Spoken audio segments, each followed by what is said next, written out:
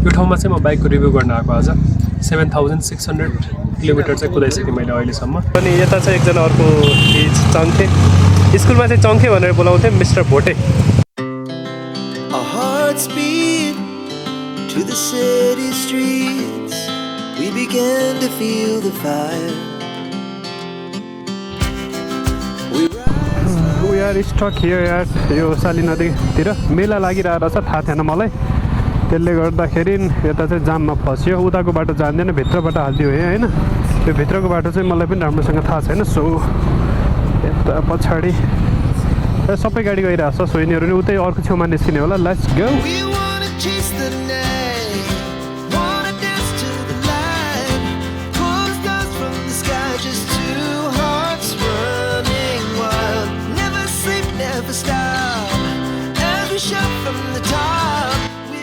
High everyone, welcome to my another vlog. Vlog चाहिँ मैले यता माथि यो दर्शिङ पावा पुग्ने बेला स्टार्ट गरेँ होइन।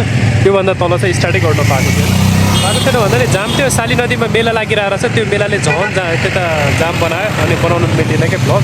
अहिले चाहिँ म यता छु, यता चाहिँ भन्नाले अनि यता चाहिँ एकजना अर्को चङ्खे, स्कुलमा चाहिँ चङ्खे भनेर बोलाउँथेँ, मिस्टर भोटे। फेरि मेरो भोटे भ्युवर्सहरू रिसाउलान्, मायाले भोटे भन्यो है साथीहरू। सो अहिले चाहिँ हामी माथि जर्सिङ पावा जान लागेको अनि गोप्रो सेट गरेको छु। अनि आजको भ्लग चाहिँ मेन भनेको यो बाइकको रिभ्यू गर्नुपर्ने छ क्या। मैले कति 7500 किलोमिटर कुदाएँ होइन, सुदूरपश्चिम अनि कहाँ धेरै ठाउँ लगिसकेँ नि त। त्यसको बाइकको चाहिँ कम्प्लिट रिभ्यू गर्छु आज। सो यताबाट चाहिँ जाम है त, अबको सुट चाहिँ गोप्रोबाट गर्ने।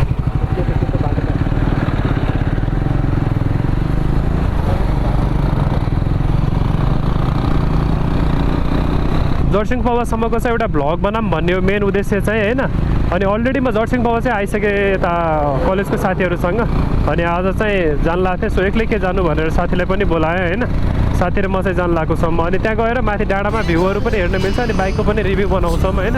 त्यही हो आजको मेन उद्देश्य भनेको चाहिँ। सो जाउँ सँगै, बिस्तारै बाटो रमाइलो छ यो।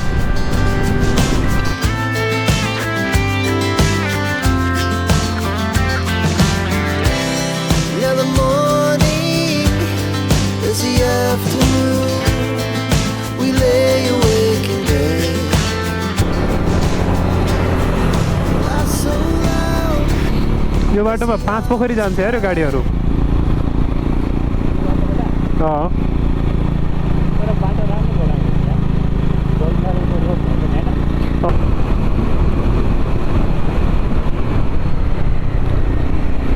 दिस इज जर्सिङ पावाको बजार। सो म चाहिँ जर्सिङ पावाको बजारमा पुगिसकेँ अहिले चाहिँ। अनि यो जर्सिङ पावाबाट यता राइट साइड यतातिर गयो भने चाहिँ नगरकोट पुगिन्छ। यो बाटो पनि म गएको छु नगरकोट होइन। अनि यताबाट सिधै माथि गएर यो बाटो चाहिँ मेलम्ची जान मिल्छ, इफ आई एम नट रङ। मेलम्ची यता अगाडिबाट पनि दुईवटा बाटो छ क्या जाने। एउटा चाहिँ यता जाने छ, यो चाहिँ भोटे चौर जाने बाटो भयो होइन। अनि यो चाहिँ नाङ्ले भारे रे, नाङ्ले भारे। तर जो यताबाट मेलम्ची पनि जान मिल्छ। यो अगाडिको गएको बस ऊ छ नि माइक्रो, यो माइक्रो चाहिँ यो तपाईँको के भन्छ बिर्सेन नामै न, 5 पोखरी जान्छ क्या यो माइक्रो। म गइसकेँ त्यही भएर मलाई थाहा छ।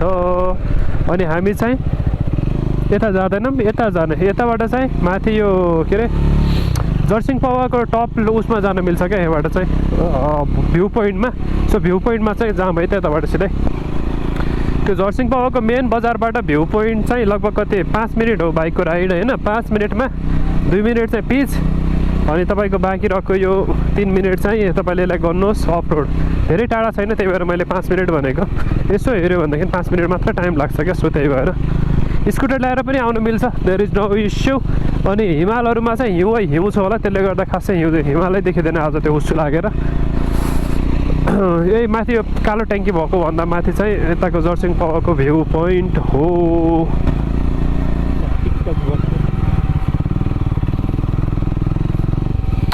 यो चाहिँ जर्सिङ पावाको भ्यू पोइन्ट है।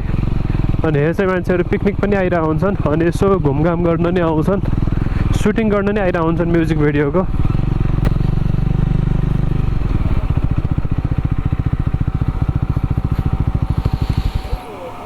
बाइकको भिडै भिड छ आज चाहिँ। सो दिस इज मेन यताको भ्यू पोइन्ट, बब्बाल देखिरहेछ। यो ठाउँमा चाहिँ म बाइकको रिभ्यू गर्न आएको आज 7600 किलोमिटर चाहिँ कुदाइसकेँ मैले अहिलेसम्म। It's been a less than 5 month I think bike किनेको चाहिँ। अनि अहिलेसम्मको ओभरअल रेटिङमा चाहिँ out of 10 I give it to कति 8.5 1.5 चाहिँ किन दिएको छैन भनेर चाहिँ मैले एकछिनमा भन्छु। सो पहिला थोरै बाइक चलाउँ है त।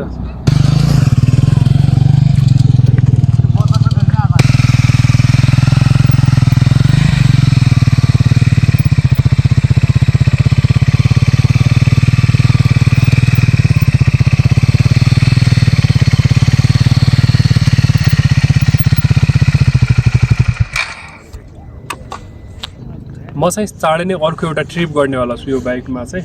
एक हप्तादेखि 10 दिनसम्म 7 देखि 10 दिनसम्मको चाहिँ बाइक राइडको प्लान गर्दैछु विथिन नेपालमै होइन। सो नेपालको तर हल्का नगएको ठाउँमा अनि अफ रोड अन रोड सबै लाइक हुन्छ नि तराई हिमाल पहाड मिक्स गरेर द्याट काइन्ड अफ एडभेन्चर चाहिँ आइएम प्लानिङ होइन। नट स्योर गर्छु कि गर्दैन तर 80% अलरेडी स्योर छ। त्यो चाहिँ यही बाइकमा गर्न लाग्छु सर्भिसिङ गरेर। अनि फर्स्ट सर्भिसिङ गर्ने बेला आइसक्यो। सो मेरो फर्स्ट सर्भिसिङसम्मको चाहिँ एज अ ओभरअल यसको फिडब्याक दिँदाखेरि चाहिँ अघि नै भने मैले आउट अफ 10 8.5 1.5 चाहिँ के रिजनले नदिएको भनेदेखि चाहिँ चिसो ठाउँमा चाहिँ यो बाइकले त्यति सपोर्ट गरेन। एउटा मेन रिजन चाहिँ म मनाङमा गएको स्टार्ट गर्न हल्का डिफिकल्ट भयो। Not only that one reason. So another चाहिँ तपाईँको एकदमै दुर्गम ठाउँ जाँदाखेरि अभियसली गाह्रो त हुन्छ होइन। तर यसको बाइकको बारेमा मान्छेलाई थाहा नै छैन नलेज छैन। आई थिङ्क टाइमले यो चाहिँ लाइक हुन्छ नि सबै ठाउँको मान्छेलाई एटलिस्ट थोरै थोरै नलेज दिएको भए चाहिँ बेटर। अनि यसको सामानहरू कहीँ पाउँदैन। म सुदूरपश्चिम गएको थिएँ होइन। सो अछाममा जाँदाखेरि चाहिँ यो बाइकको अगाडिको त्यो चेन के अरे तपाईँको यो डिस्प्याड नै बाङ्गेको थियो क्या। अनि त्यहाँको मान्छेहरूलाई देखाएको उनीहरूलाई हेर्न पनि आएन बनाउनु पनि आएन। So these are the few disadvantage saying that overall bike is very nice. There is no complain there is nothing at all. पछाडि वेट राखेको बेला बाइक यस्तो दामी सस्पेन्सनमा मजा आउँछ होइन। अनि यो बाइकको लुक्स पनि हेऱ्यो भनेदेखि इट्स सो सेक्सी क्या। मलाई चाहिँ लिटरली सेक्सी लाग्छ यो होइन। तपाईँलाई कस्तो लाग्छ आफ्नो चोइसको कुरा हो। I love this bike there is no doubt. अनि मेरो भिडियो चाहिँ साथीले बनाइरहेको थियो अघि चाहिँ। अनि या यसको सबैभन्दा बेस्ट पार्ट भनेको चाहिँ यो पार्टहरू चाहिँ दिस इज रियली नाइस। यिनीहरू चाहिँ यो चाहिँ एकैछिनमा तात्छ होइन। यो काठमाडौँमा चाहिँ एकदमै धेरै कुलरको त्यो साउन्ड आउँछ क्या क्वा काइन्ड अफ। तर हाइवेमा लङ राइडमा गइराख्नु भएको छ भनेदेखि चाहिँ त्यस्तो चाहिँ यसले फिल गराउँदैन। ओभरअल बाइकको चाहिँ एक्सपिरियन्स बब्बाल मजा आइरहेको छ चलाउनुलाई अहिलेसम्मको एक्सपिरियन्सले भनौँ न। अनि अगाडिको लुक्सहरू पनि यो ह्यान्डलहरू यिनीहरू हेऱ्यो भनेदेखि दिस इज असम एकदमै बब्बाल छ। अभियसली कस्ट वाइज बाइकको एउटा हुन्छ नि त्यो पुरै पैसा असुल काइन्ड अफ छ क्या यो बाइक चाहिँ। म चाहिँ अब भनौँ न यो बाइकमा फेरि अर्को राइड गर्ने प्लान गर्दैछु होइन। त्यो राइडको लागि चाहिँ आई जस्ट चेक बाइकको सबै कुराहरू इट्स एन्ड एभ्रिथिङ पर्फेक्ट छ क्या। म मनाङ गएँ मनाङभन्दा अगाडि घर गएँ लाइक यताउति गएँ नि त। त्यो गर्दाखेरि न मैले यसलाई सर्भिसिङ गराएँ न मैले यसलाई चेक गराएँ होइन। सो इट्स एन्ड एभ्रिथिङ बब्बाल छ क्या। अब त्यो भनेको मनाङ भनेको तपाईँहरूलाई थाहै छ त्यस्तो अफरोडमा होइन। घर एकदमै टाढा छ यतादेखि 600 किलोमिटर नन स्टप मैले 11 घन्टामा भ्याएको छु यसलाई होइन रेस्ट गरेर बिचमा। सो बाइक चलाएको भनेको 8.5-9 घन्टा मात्र होला। 8.5-9 घन्टामा 600+ किलोमिटर चाहिँ चलाएको। सो दिस इज मेरो उसको हेलमेटको चाहिँ गोप्रो स्टाइल चाहिँ यसरी हुन्छ जहिले पनि। सो यो चाहिँ माइक हो यो वाला। अनि यो चाहिँ मैले एमाजोनबाट अर्डर गरेको थिएँ। यो अनि यो सबै एमाजोनबाट अर्डर गरेको। गोप्रो चाहिँ मैले नेपालमै किनेको थिएँ किनकि यो एडाप्टर एकदमै महँगो हुन्छ क्या। नेपालमा चाहिँ 1500 1000 नै भन्यो। सो मैले चाहिँ इन्डियाबाट मगाएँ सस्तो पऱ्यो मलाई। अनि मिस्टर चङ्खे के छ तेरो खबर कस्तो लागिरहेछ साथीको खतरा बाइकमा चढेर? राम्रो छ। ऊ चाहिँ मेरो स्कुलदेखिको साथी हो। हामी स्कुलमा चाहिँ एसएलसी सँगै दिएको थियौँ दुईजनाले मिलेर। यो चाहिँ यताको जर्सिङ पवाको भ्यू पोइन्ट हो। अनि यताबाट चाहिँ बब्बाल हिमालहरू देखिन्छ क्या माथि। अहिले चाहिँ त्यो उसले चिसो यो के अरे उसुले गर्दा केही पनि देखिरहेको छैन। या overall this is really nice. अब चाहिँ बाइक स्टार्ट गर्ने एकछिनमा चाहिँ यताबाट जानुपर्छ है त। दिस इज जर्सिङ पवाको भ्यू पोइन्ट। अब चाहिँ यताबाट जाने घुमघाम गरेर भ्याइयो होइन मस्तले हेरियो। केटाहरूले त्यो बाइकमा टक्कै फोटोसोटो खिच्यो तिनीहरूले मेरो बाइकलाई भाइरल बनाइदिने भयो तिनीहरूले। ठिक छ this is also not bad. So yes let's go to again home. मलाई यहाँ कस्तो स्पिडले ल्याउँछ है गाडीहरू। मैले अहिलेसम्म 150 घुमघाम गरेर मस्त आइयो। अब चाहिँ जर्सिङ पवाको बजार पनि पुग्न लागिसक्यौँ हामी। अनि यताबाट चाहिँ भोटे चौर जाने मिल्छ यो बाटोबाट। यता गयो भने चाहिँ त्यसै जर्सिङ पवा। यताबाट सिधै गयो भनेदेखि तपाईँको उसमा पनि जानु मिल्छ के भन्छ नगरकोट। सो अब नगरकोट जाने कि नजाने डिपेन्ड्स राइट। अनि यताबाट राइट साइड गयो भनेदेखि चाहिँ हाम्रो काठमाडौँ। हामी चाहिँ यताबाट राइट साइड जान्छौँ। अनि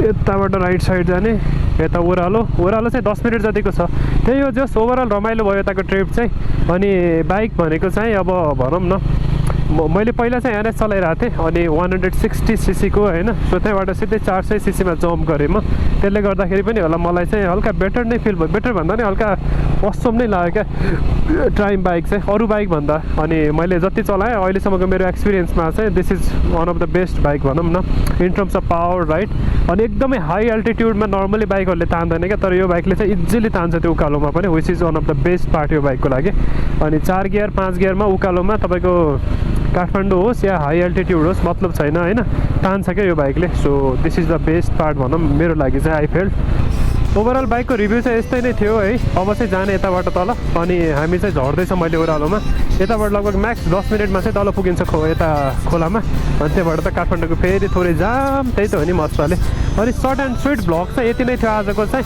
अनि अब चाहिँ अर्को भ्लगमा फेरि भेट्नुपर्छ भ्लग चाहिँ अब सायद म नेक्स्ट 1-2 हप्तामा चाहिँ प्लान गरिरहेको छु लेट्स सी के छ होइन अफिसको बिदा पनि मिल्नु पऱ्यो आफ्नो टाइम पनि मिल्नु पऱ्यो अनि कलेजको इक्जामहरू पनि कतिखेर हुन्छ सबै कुराहरू मिल्यो अनि अर्को भनेको योपालि फाइनेन्सियली पनि मिल्नुपर्छ होइन सो त्यो सबै भयो भने चाहिँ म ट्राभल गर्छु सो त्यो टाइमसम्मको लागि see you on my next vlog